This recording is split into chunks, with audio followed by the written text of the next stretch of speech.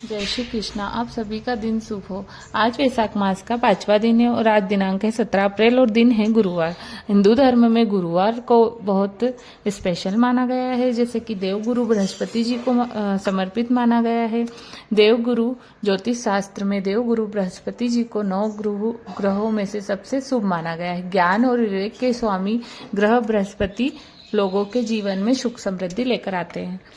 देवगुरु बृहस्पति को देवताओं का गुरु कहा गया है। उन्हीं के प्रताप से सभी हवन पूरे होते हैं।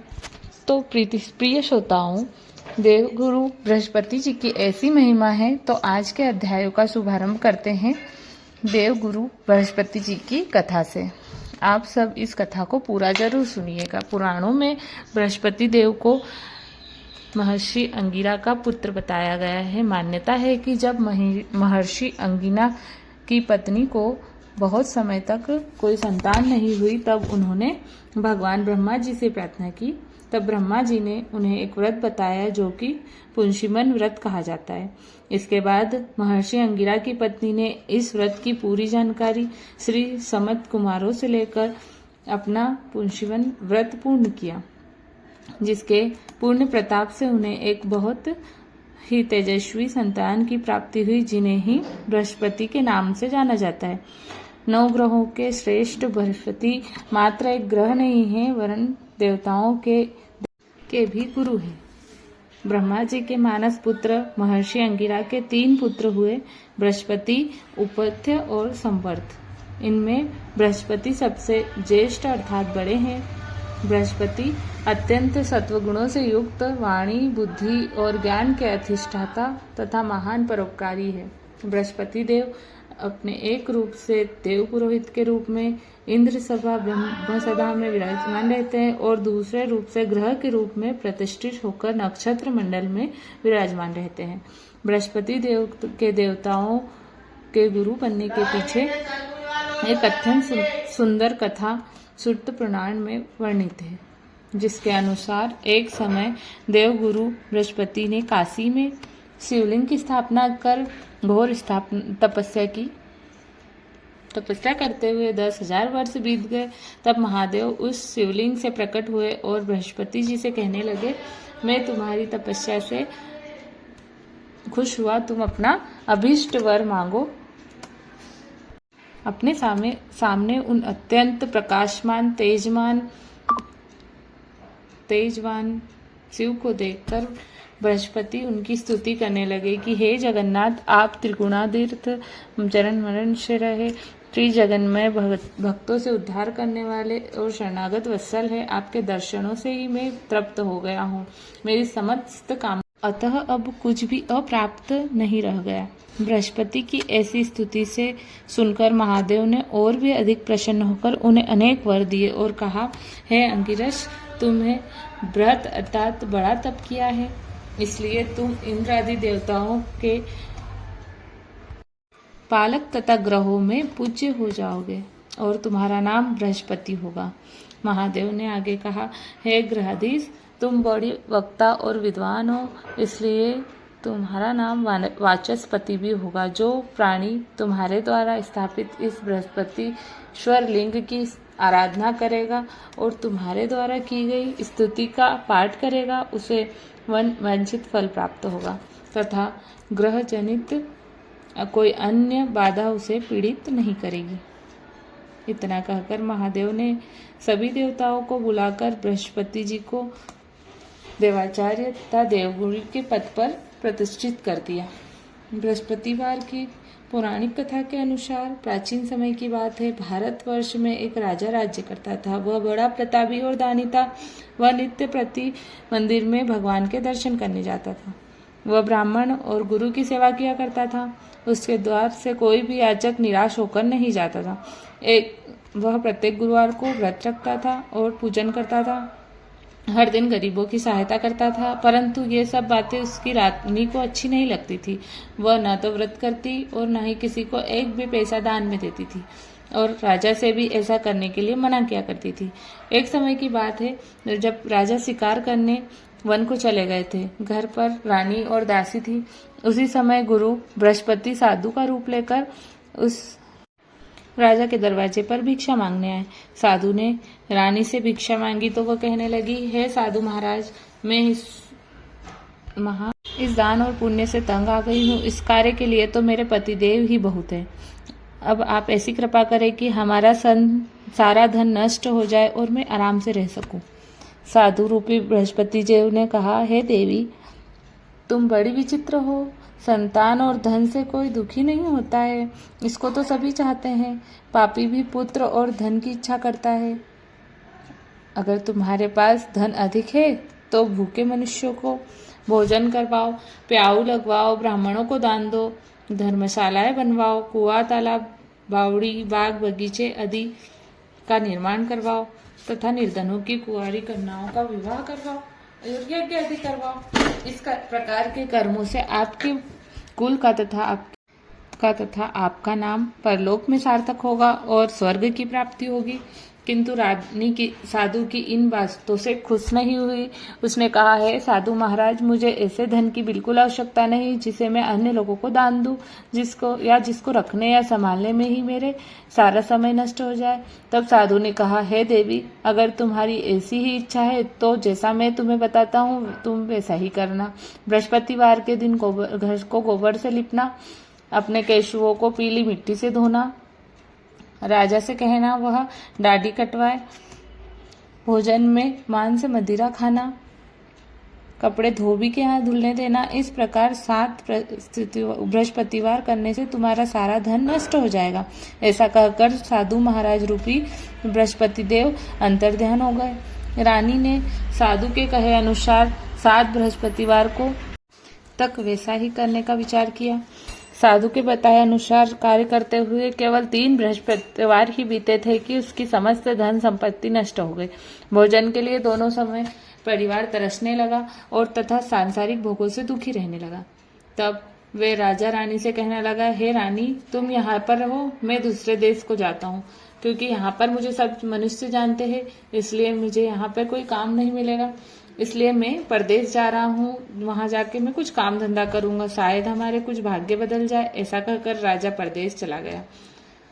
वह वहां जंगल से लकड़ी काट कर लाता और शहर में बेचता। इस तरह जीवन व्यतीत करने लगा। इधर राजा के बिना रानी और दासियां दुखी रहने लगी। किसी दिन भोजन मिलता, किसी दिन जल पीकर ही रह जाती। एक बार रानी और दासियों को 7 दिन तक बिना भोजन के रहना पड़ा। तो रानी ने अपनी दासी से कहा, हे दासी, मेरी पास ही के नगर में मेरी बहन रहती है, वो बड़ी धनवान है, तू उसके पास जा और वहां से 5 सेर बेजर मांग कर ले आ, जिससे कुछ समय के लिए गुजर हो जाएगा। दासी की रानी के बहन के पास गई। रानी की बहन उस समय पूजा कर रही थी। दासी ने रानी की बहन से कहा, हे रानी, मुझे आपकी बहन ने भेजा है, मुझे 5 सेर बेजर दे दो। दासी ने यह बात अनेक बार कही, लेकिन रानी की बहन ने कोई उत्तर नहीं दिया, क्योंकि उस समय वह बृहस्पतिवार की कथा सुन रही थी। जब दासी को रानी की बहन से कुछ उत्तर नहीं मिला तो वह बहुत दुखी हुई। उसे क्रोध भी आया और वह लौटकर रानी से बोली, हे रानी, आपकी बहन तो बहुत ही घमंडी है, वह तो छोटे लोगों से बात भी नहीं करती। मैंने उससे बहुत बार कहा, लेकिन उसने कोई उत्तर नहीं दिया। मैं वापस चली आई। रानी बोली, हे दासी, उसका कोई दोष नहीं है। जब बुरे दिन आते हैं तब कोई सहारा नहीं देता। अच्छे बुरे का पता विपत्ति में ही लगता है। अब तो जो ईश्वर की इच्छा होगी वही होगा। ये सब हमारे भाग्य का दोष है। उधर रानी की बहन ने सोचा कि मेरी बहन दासी आई थी, लेकिन मैं उससे नहीं बोली, इससे वह बहुत दुखी हुई होगी। अतः कथा सुनकर और विष्णु जी की पूजन समाप्त कर वह अपनी बहन के घर आई और कहने लगी, है बहन, मैं बृहस्पतिवार का व्रत कर रही थी, तुम्हारी दासी हमारे घर गई थी, परंतु जब तक कथा होती है तब तक हम लोग न उठते हैं और न बोलते हैं, इसलिए मैं नहीं बोली। कहो दासी क्यों गई थी? रानी बोली, बहन, हमारे घर अनाज नहीं था। वैसे तुमसे कोई बात छुपी नहीं है, इस कारण मैंने दासी को तुम्हारे पास भेजा 5 सेर वेजर लेने के लिए। रानी की बहन बोली, बहन देखो, बृहस्पति भगवान सबकी मनोकामनाएं पूर्ण करते हैं। वे देखो, तुम्हारे घर में भी कहीं अनाज रखा होगा। यह सुनकर दासी घर के अंदर गई तो वहां उसे एक घड़ा वेजर का मिल गया। उसे बड़ी हैरानी हुई, क्योंकि उसने एक एक बर्तन देख लिया था। उसने बाहर आकर रानी को बताया। दासी अपनी रानी से कहने लगी, हे रानी देखो, जब हमें अन्न नहीं मिलता तब भी हम रोज व्रत ही तो करते हैं। अगर इनसे हम व्रत की विधि और कथा पूछ ली जाए तो उससे हम भी किया करेंगे। दासी की कहने पर रानी ने अपनी बहन से बृहस्पतिवार के व्रत के बारे में पूछा। उसकी बहन ने बताया, हे रानी, बृहस्पतिवार को सूर्योदय से पहले उठकर स्नान करके बृहस्पतिवार का व्रत करना चाहिए, लेकिन उस दिन सिर नहीं धोना चाहिए। बृहस्पतिवार के व्रत में चने की दाल और मनोका से विष्णु भगवान का केले के वृक्ष की जड़ में पूजन करें तथा दीपक जलाएं और उस दिन एक ही समय भोजन करें। भोजन पीले खाद्य पदार्थ का करें और कथा सुने। इस प्रकार करने से गुरु भगवान प्रसन्न होते हैं, अन्न पुत्र धन देते हैं, मनोकामना पूर्ण करते हैं। व्रत और पूजन की विधि बताकर रानी की बहन अपने घर लौट गई। रानी और दासी दोनों ने मिलकर निश्चय किया कि बृहस्पति देव की पूजन हम जरूर करेंगे। 7 दिन बाद जब बृहस्पतिवार आया तो उन्होंने व्रत रखा और गुड़साल में जाकर चना और गुड़ बीन लाई। उसके बाद तथा उसकी दाल से केले की जड़ तथा विष्णु भगवान का पूजन किया। अब पीला भोजन कहाँ से आए? दोनों बड़ी दुखी हुई, परंतु उन्होंने व्रत किया था, इस कारण बृहस्पति भगवान बड़े प्रसन्न थे। एक साधारण व्यक्ति के रूप में वे 2 थालों में सुंदर पीला भोजन लेकर आए और दासी को देकर बोले, हे दासी, ये भोजन तुम्हारे और रानी के लिए, तुम दोनों कर लेना। दासी भोजन पाकर बहुत प्रसन्न हुई और रानी से बोली,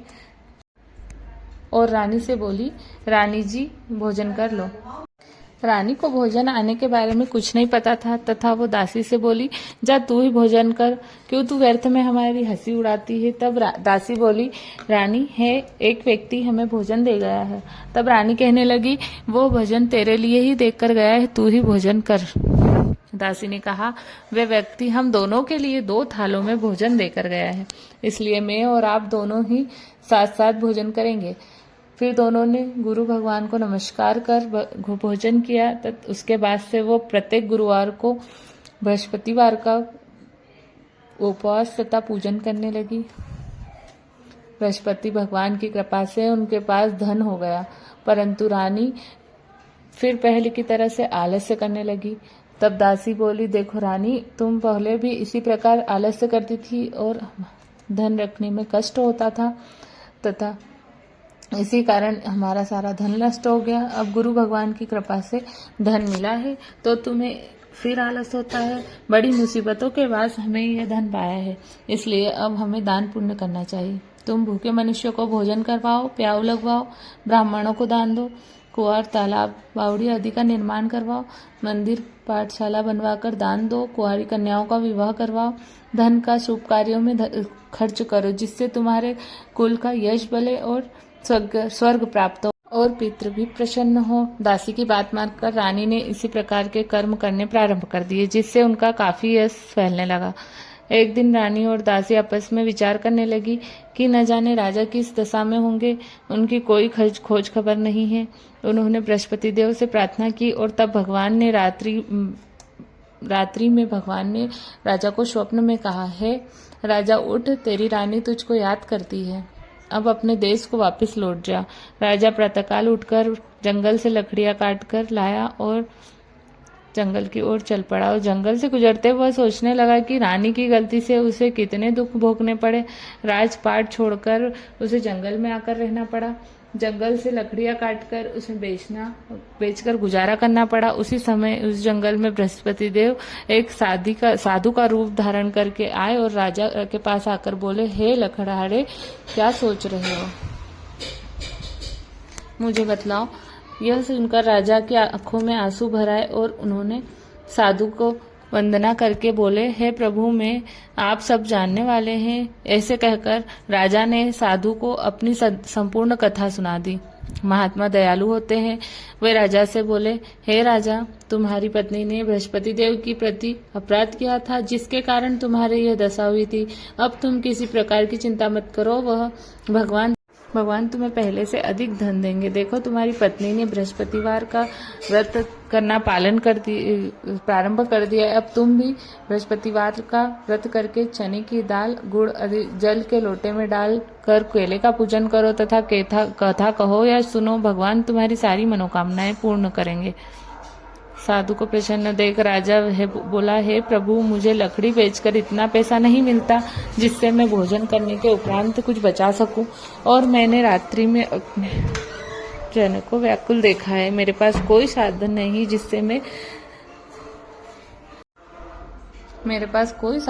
जिससे मैं समाचार जान सकूं। फिर मैं बृहस्पति देव की क्या कहानी कहूं? मुझे तो कुछ भी नहीं मालूम है।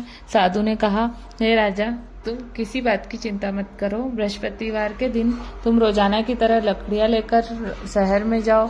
तुम रोज से 2 गुना ज्यादा धन प्राप्त होगा, जिससे तुम भली भांति भोजन कर लोगे और बृहस्पति देव की पूजा का सामान भी आ जाएगा। बृहस्पतिवार की कथा इस प्रकार है। प्राचीन काल में बहुत ही निर्धन ब्राह्मण था। उसकी कोई संतान नहीं थी। प्राणित पूजा पाठ करता, परंतु उसकी पत्नी बहुत मलिनता के साथ रहती थी। वह ना तो स्नान करती और न किसी देवता का पूजन करती। प्रातःकाल उठते ही सबसे पहले भोजन करती और बाद में कोई अन्य कार्य करती। ब्राह्मण देवता बहुत दुखी रहते थे। पत्नी को बहुत समझाते थे, परंतु कोई परिणाम नहीं निकलता। भगवान की कृपा से ब्राह्मण की पत्नी को एक कन्या उत्पन्न हुई। वह कन्या अपने पिता के घर में बड़ी होने लगी। वह बालिका प्रातः स्नान करके भगवान विष्णु का जप करती। वह बचपन से ही बृहस्पतिवार का ही व्रत भी करने लगी थी। पूजा पाठ समाप्त कर वो स्कूल जाती तो अपनी मुट्ठी में जौ भर कर ले जाती और पाठशाला के जाने के मार्ग में डालती जाती। वही जौ सोने के हो जाती तो लौटते समय उनको बुनकर घर ले आती। एक दिन वह बालिका सोप में उस सोने के जौ को फटक कर साफ कर रही थी। तभी उसकी माँ ने देख लिया और कहने लगी, हे बेटी, सोने के जौ को फटकने के लिए सोने का सूप होना चाहिए। दूसरी दिन गुरुवार था। उस कन्या ने व्रत रखा और बृहस्पति देव जी से प्रार्थना करी, हे प्रभु, मैंने सच्चे मन से आपकी पूजा की हो तो मुझे सोने का सूप दे दो। बृहस्पति देव ने उसकी प्रार्थना स्वीकार कर ली और रोजाना की तरह वह कन्या जौ फैलाती हुई पाठशाला चली गई। पाठशाला से लौटते समय जब वो जौ बीन रही थी तब उसके बृहस्पति देव की कृपा से उसे सोने का सूप मिला। उसे वह घर ले आई और उससे जौ सब करने लगी, परंतु उसकी माँ का वही ढंग रहा। एक दिन की बात है, वह कन्या सोने से सब जब में सोच साफ कर रही थी। उसी समय उस प्रकार का राजकुमार वहां से होकर निकला। इस कन्या के रूप और सोने के सूप में जौ को साफ करते देखकर उस कन्या पर मोहित हो गया और राजमहल आकर वह भोजन तथा जल तल कर उदास होकर लेट गया। राजा को जब राजकुमार द्वारा अन्न जल त्यागने का समाचार मिला तो अपने मंत्रियों के साथ वे अपनी पुत्र के पास आए और बोले, हे बेटा, तुम्हें किस बात का कष्ट है? किसी ने अपमान किया है अर्थात कोई और कारण है? मुझे बताओ, मैं वही करूंगा जिससे तुम्हें प्रसन्नता हो। तब राजकुमार ने अपने पिता की बात सुनी और बोला कि मुझे आपकी कृपा से किसी और बात का दुख नहीं है। किसी ने मेरा अपमान नहीं किया, परंतु मैं उस लड़की के साथ विवाह करना चाहता हूँ जो सोने के सोप में जौ साफ कर रही थी। यह सुनकर राजा आश्चर्य में पड़ गया और बोला, हे बेटा, इस तरह की कन्या का पता तुम ही लगाओ, मैं उसके साथ तुम्हारा विवाह अवश्य ही करवा दूंगा। राजकुमार ने राजा को उस लड़की का घर का पता बतलाया। मंत्री उस लड़की के घर गया और राजा के आदेश अनुसार राजा का आदेश ब्राह्मण को सुनाया। दिन ब्राह्मण की कन्या का विवाह राजकुमार के साथ संपन्न हो गया। कन्या के घर से जाते ही उस ब्राह्मण देवता के घर में पहले की तरह गरीबी का वास हो गया। अब वो भोजन के लिए भी अन्न बड़ी मुश्किल से मिलता था। एक दिन दुखी होकर ब्राह्मण अपनी पुत्री से मिलने गया। बेटी ने पिता की दुखी अवस्था को देखा और अपनी माँ का समाचार पूछा। ब्राह्मण देवता ने सभी हालत सुनाया। तब कन्या ने बहुत सारा धन देकर अपने पिता को विदा कर दिया। इस तरह ब्राह्मण का कुछ समय सुखपूर्वक बीता, लेकिन फिर कुछ दिन बाद वही हाल हो गया। ब्राह्मण फिर अपनी कन्या के यहाँ गया और सभी हाल कहा। तब पुत्री कहने लगी, हे पिताजी, आप माताजी को यहाँ ले आओ, मैं उन्हें वह विधि बता दूंगी जिससे गरीबी दूर हो जाए। अब ब्राह्मण देवता अपनी पत्नी को साथ में लेकर अपनी पुत्री के पास जा पहुंचे। तब पुत्री ने अपनी माँ को समझाने लगी, हे माँ, तुम प्रातःकाल उठकर प्रथम स्नान आदि कर विष्णु भगवान का पूजन करो तो सब दरिद्रता दूर हो जाएगी। परंतु उसकी माँ एक ना सुनी। वह प्रातःकाल उठकर अपनी पुत्री का बच्चन झूठन खा लेती थी। एक दिन उसकी पुत्री को बहुत गुस्सा आया। उसने एक रात को तो सारा सामान निकाल दिया और अपनी माँ को बंद कर दिया।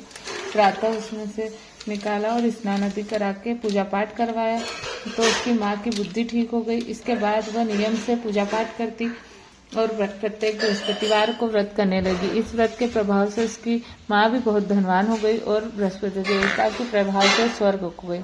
ब्राह्मण भी सुखपूर्वक इस लोक का सुख भोग कर स्वर्ग को प्राप्त हुए। इस प्रकार कहानी कहकर साधु महाराज वहां से लुप्त हो गए। धीरे धीरे समय बीतने पर फिर बृहस्पतिवार का दिन आया। राजा जंगल से लकड़ी काटकर किसी शहर में बेचने गए। उस दिन और दिनों से अधिक धन मिला। राजा ने चना गुड़ आदि लाकर बृहस्पतिवार का व्रत किया। उस दिन से उसके सारे कलेश दूर हुए और परंतु जब अगला गुरुवार का दिन आया तो वो बृहस्पतिवार का व्रत करना भूल गया। इस कारण बृहस्पति भगवान नाराज हो गए। उस दिन उस नगर के राजा ने विशाल यज्ञ का आयोजन किया तब तथा अपने समस्त राज्य में घोषणा करवा दी कि कोई भी मनुष्य अपने घर में भोजन ना बनाए और आग भी ना जलाए। समस्त जनता मेरे यहाँ भोजन करने है। इस आज्ञा को जो ना मानेगा उसे फांसी की सजा दी जाएगी। राजा की आज्ञा अनुसार राज्य के सभी निवासी राजा के भोज में सम्मिलित हुए, लेकिन लकड़हारा कुछ देर से पहुंचा, इसलिए राजा उसको अपनी साथ महल में ले गए। जब राजा लकड़हारे को भोजन करा रहे थे तब रानी की दृष्टि उस खूंटी पर पड़ी जिस पर उसका हार लटका हुआ था। उसे हार खूंटी पर लटका दिखाई नहीं दिया। रानी को निश्चय हो गया कि मेरा हार उस लकड़हारे ने ही चुरा लिया है। उसी समय सैनिक बुलवाकर उसको कैद खाने में डलवा दिया।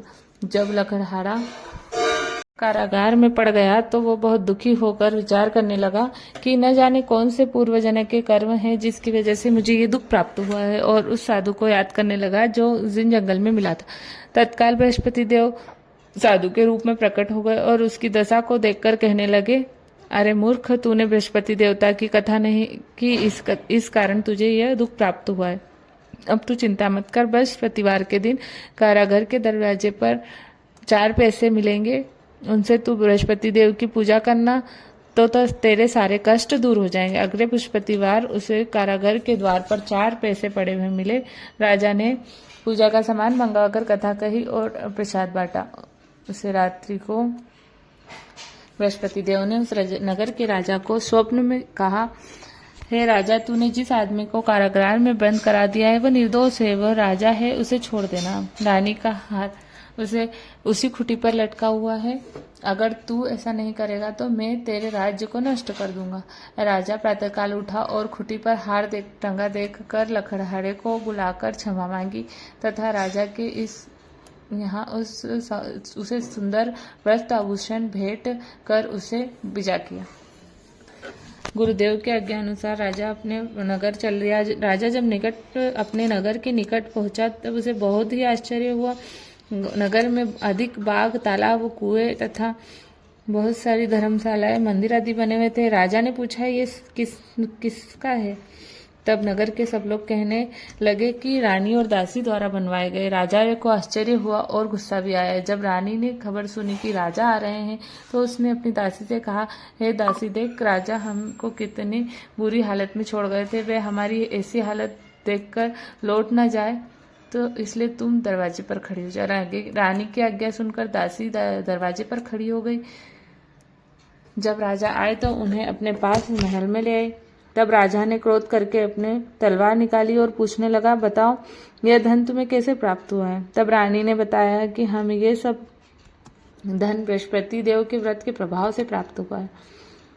राजा ने तब निश्चय किया कि 7 रोज बाद सभी बृहस्पति देव का पूजन करते हैं, लेकिन मैं दिन में रोजाना 3 बार कथा कहा करूंगा तथा रोज व्रत किया करूंगे। अब हर समय राजा के दुपट्टे में चने की दाल बंधी रहती तथा दिन में 3 बार वह कथा कहता। एक दिन राजा ने विचार किया कि चलो अपनी बहन क्या हुआ है। इस तरह का निश्चय राजा को घोड़े पर सवार होकर अपनी बहन के यहाँ चल पड़ा। बहन रास्ते में उसने देखा कि कुछ आदमी एक मुर्दे को लिए जा रहे हैं। उन्हें रोककर राजा ने कहने लगा, अरे भाइयों, मेरे बृहस्पतिवार की कथा सुन लो। लोग कहने लगे, अरे भाइयों, हमारा आदमी मर गया और इसे कथा की पड़ी है। पर कुछ लोग कहने लगे, अच्छा कहो, हम तुम्हारी कथा भी सुन लेंगे। राजा ने कहा, दाल निकाली और कथा कहनी शुरू कर दी। जब कथा आदि हुई तब मुर्दा हिलने लगा और जब कथा समाप्त हुई तो वो राम राम करके मनुष्य खड़ा हो गया। राजा आगे बढ़ा, उसे चलते चलते शाम हो गई। आगे नार्क में उसे एक किसान खेत में हल चलाता मिला। राजा उससे बोला, अरे भैया, तुम मेरी बृहस्पतिवार की कथा सुन लो। किसान बोला, जब तक मैं तेरी कथा सुनूंगा तब तक 4 हरिया जोत लूंगा, जा अपनी कथा किसी और को सुनाना। राजा आगे चलने लगा। राजा के हटते ही बैल पछाड़ कर गिर पड़े तथा किसान के पेट में बहुत जोर से दर्द होने लगा। उसी समय किसान की माँ रोटी लेकर आई। जब उसने यह देखा तो वह अपने पुत्र से सब हाल पूछा। बेटे ने सब हाल बता दिया। मैया दौड़ी दौड़ी उस घुड़सवार के पास गई और बोली, मैं तेरी कथा सुनूंगी, तू अपनी कथा मेरे खेत पर ही चलकर कहना। राजा ने लौटकर बुढ़िया के खेत पर लौटकर कथा कही, जिसके सुनते ही बैल खड़े हो गए और किसान का पेट दर्द भी बंद हो गया। अब राजा अपनी बहन के घर पहुंच गया। बहन ने भाई की खूब मेहमानी की तथा दूसरे दिन प्रातःकाल राजा जगा तो देखने लगा कि सब लोग भोजन कर रहे हैं। राजा ने अपनी बहन से पूछा कि ऐसा कोई मनुष्य है जिसने भोजन ना किया हो, जो मेरी बृहस्पतिवार की कथा सुन ले। बहन बोली, हे भैया, यह देश ऐसा ही है। यहाँ पहले के यहाँ के लोग भोजन करते हैं, बाद में ही कोई काम करते हैं। अगर पड़ोस में कोई हो तो मैं देख के आती हूँ। ऐसा कहकर बहन देखने चली, पर परंतु उसे कोई भी ऐसा व्यक्ति नहीं मिला जिसने भोजन ना किया हो। फिर वह एक कुम्हार के घर गई जिसका लड़का बीमार था। उसे पता चला कि उसके यहाँ 3 दिन से किसी ने भोजन नहीं किया है। रानी ने अपनी भाई के कथा सुनने के लिए कुम्हार से कहा तो वो तैयार हो गया। जब जाके बृहस्पतिवार की कथा कही, जिसको सुनकर उसका लड़का ठीक हो गया। अब तो राजा की प्रशंसा होने लगी। एक दिन राजा ने अपनी बहन से कहा, है बहन, मैं अपने घर जाऊंगा, तुम भी तैयार हो जाओ। राजा की बहन ने अपनी सास से अपने भाई के यहाँ जाने की आज्ञा मांगी तो सास ने बोला कि चली जाओ, परंतु अपने लड़कों को मत ले जाना, क्योंकि तेरे भाई की कोई संतान नहीं होती है। बहन ने अपने भाई से कहा, हे भैया, मैं तो चलूंगी, परंतु कोई बालक नहीं जाएगा। राजा ने कहा, जब कोई बालक नहीं चलेगा तो तुम भी जाकर क्या करोगी। फिर दुखी मन से राजा अपने नगर को लौट आया। राजा ने अपनी रानी को कहा, हमें संतान नहीं है तो हमारे घर आना कोई पसंद नहीं करता, हम निर्वंशी राजा है। ऐसा कहकर वह बिना भोजन आदि किए सैया पर लेट गया। रानी बोली, हे प्रभु, बृहस्पति देव ने हमें सब कुछ दिया है, फिर हमें संतान भी अवश्य देंगे। उसी रात बृहस्पति देव ने राजा को स्वप्न में कहा, हे राजा, उठ, तू सब कुछ त्याग दे, तेरी रानी गर्भवती है। राजा को यह बात सुनकर बहुत खुशी हुई। रानी ने 9वें महीने एक सुंदर पुत्र का जन्म हुआ। जब राजा की बहन ने यह शुभ समाचार सुना तो वह बहुत खुश हुई तथा बधाई लेकर अपने भाई के आए। तभी रानी ने कहा, घोड़ा चढ़कर तो नहीं है, गधा चढ़ाई।